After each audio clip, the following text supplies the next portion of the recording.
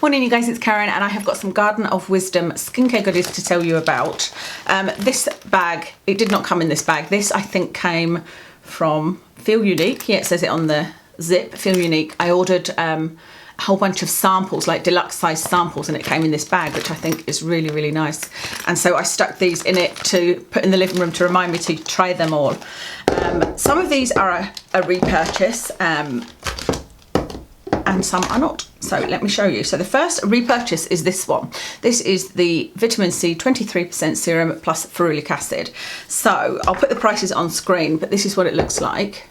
It looks very similar to it did in the beginning. Now, you may remember when it first came out, when the Garden of Wisdom first came out, I did a review of a few of their products, and I definitely reviewed their vitamin C.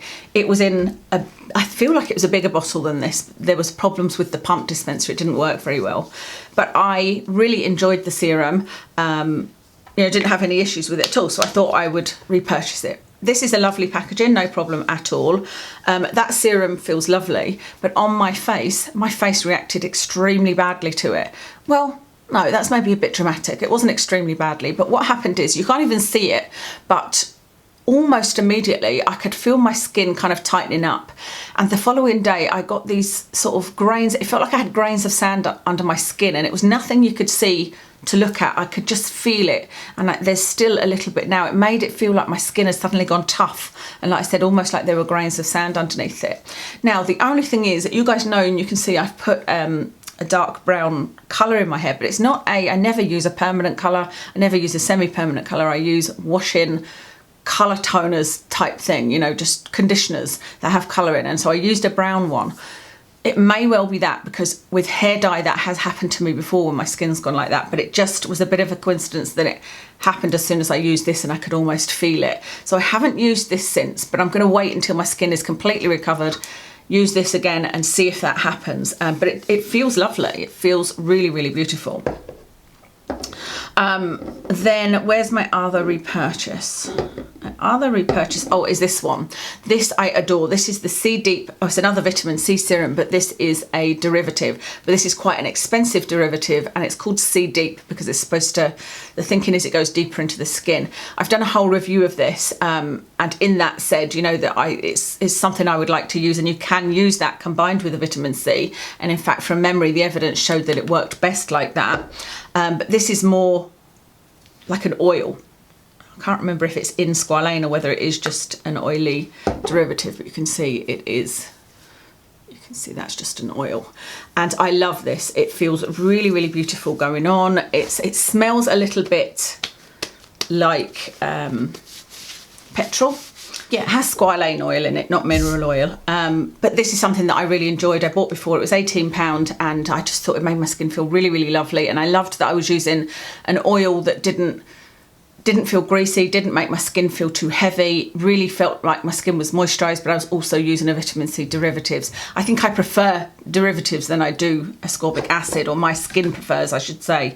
And it's a really interesting ingredient. So I bought the Azelaic Acid. Now I haven't actually used this because it's one of those things that people rave about Azelaic Acid, and I think it's a lovely ingredient from everything I know about it. But I've used it twice. Once, the One by the Ordinary, that feels so nice. The One by the Ordinary, and I loved the One by the Ordinary. And actually I didn't have a major reaction to that one, and I used to use it almost as a primer. I would use it, it was back when I had problems with acne, but I would use it sort of in my T-zone. Like I said, almost like a primer, but underneath moisturiser, but it did sort of mattify and smooth. Then I tried the Face Theory one with niacin in it. I think it's called Pore Tonic.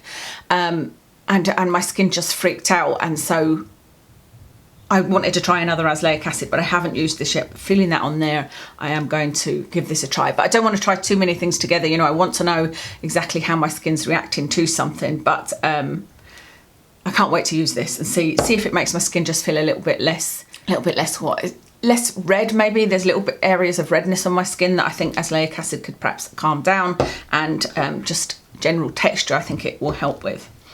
Then I bought the Niacinamide serum. I have used this, and unfortunately for me it is pilling. It's balling up with everything I use, so it really puts me off using it. Like I like a niacin in my routine, but I struggle to find one that doesn't ball up, and this one does ball up. Now, I've only been using it, I've been using my oils the last few days, and so I've been using it with that. And last night I was just like, oh, I can't be bothered to use it. I can't be bothered with that, you know, put it on, and then it's just a horrible, horrible feeling, isn't it? And so I need to try it again with, if I'm not using oils, but if something's going to be part of my routine, I want it to mix well with everything, you know, and I've tried all of the kind of tricks they say to prevent things balling up, and it just doesn't work with this, unfortunately. So that would not be a repurchase for me.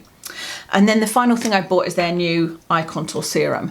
You guys know I've been kind of more interested in eye serums, eye creams, etc. lately, and this is a nice lightweight serum. That seems to be the thing at the moment. It's eye serums, you know, rather than thick creams, and this is really, really lightweight, and I've used it a couple of times.